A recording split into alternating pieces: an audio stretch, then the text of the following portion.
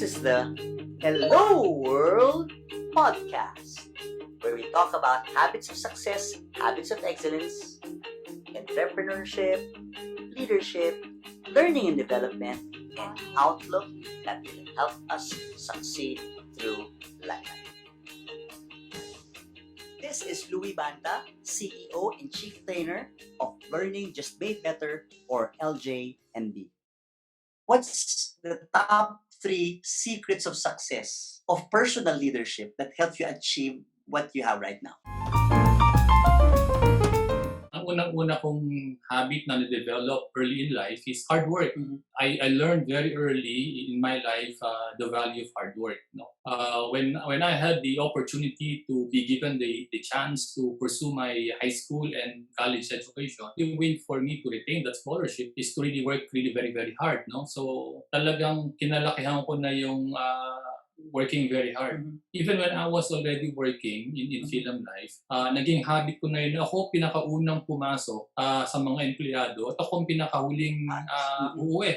Enjoyed maybe the work that I do, no? Kaya okay lang yung mag-work hard. Saka naniniwala ako, wala kang talo pag nagtrabaho ka ng gusto. Because when you work hard, you gain experience, you improve your skills, and you widen your perspective. Pagod ka nga lang, pero at the end of the day, all of these things you carry forward. The second is actually what I call compartmentalization. Ano ito, no? Di ba marami tayong roles? For example, ikaw, ako, magulang, asawa, nagmamanage ng kumpanya. We have so many roles. At the same time, every day, we are faced with so many opportunities and issues. In life is what I call compartmentalize. Yung sa mind ko, nilalagyan ko ng drawer ang lahat ng bagay na nasa utak ko. I create compartments. Di ba ang compartments, pwede mong sarhan, pwede mong buksan. When I was already working, ganun din. Meron kang compartment sa family, meron kang compartment sa work. So when you're in the office, hindi mo na iisipin yung sa family. Pag nasa bahay ka, as much as possible, nakasarado yung compartment mo sa about work. When you talk to people, you have to be focused sa kanila, di ba? Full attention. Halimbawa, kausap ko isang ahente. Tapos kunwari nakatingin lang ako sa kanya, pero ang mind ko about something else, correct? It's not good. So when I speak to somebody, as much as possible, nilala ko yung lahat ng compartments ng ibang bagay. Ang bubuksan ko lang yung tungkol sa ahente na yon.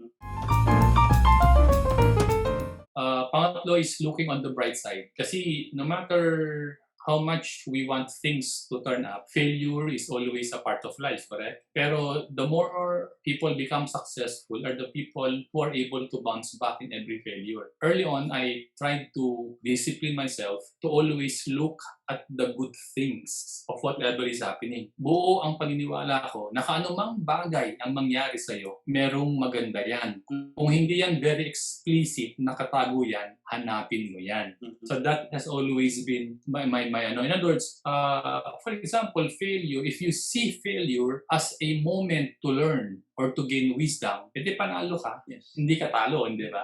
Kunwari, pareho tayo nagsasalita sa maraming tao, di ba? But there are times na pag nagsalita ka, alam mo, hindi maganda yung pagkakagawa mo nung salta mo, di ba? So now, you ask yourself after that performance, ano bang nangyari? So you turn a failure into something that is learning. So panalo ka.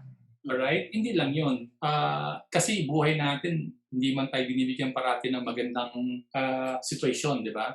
Hindi ko alam, unfortunately, merong isang executive na ayaw na ayaw ako. Ayaw na ayaw ako. Alright? So, babatiin ko yan sa elevator, hindi ako pinapansin. Parang wala ako doon. In fact, there was one instance, bumababa yan ng hagdanan. Maraming dala. Nilapitan ko. Sabi ko, tulungan ko na ako kayong bitbitin yung mga libro ninyo. Anong sagot sa akin? Huwag nga, baka mahulog pa ako lalo, no? So in short, talagang that person did not want me, no? Okay, for reasons I do not know. You know what I did to turn the situation around? You expect a lot from the standard of performance ko. Kasi alam ko, pag nasa meeting siya, titirahin niya ako ng maraming tanong, di ba? So ano ngayon ang aking ginawa? Paghahandaan ko yun. So my point is, I was given a tough and rough situation, but I turned it around. Sabi ko, siguro, this is an invitation for me to be more resourceful and creative. No, after 20 years, pinagtiisan ko yun. After 20 years, nag-usap kami nung nag-retire yung tao. Ganun katagal, sir? After 20 years? Yes!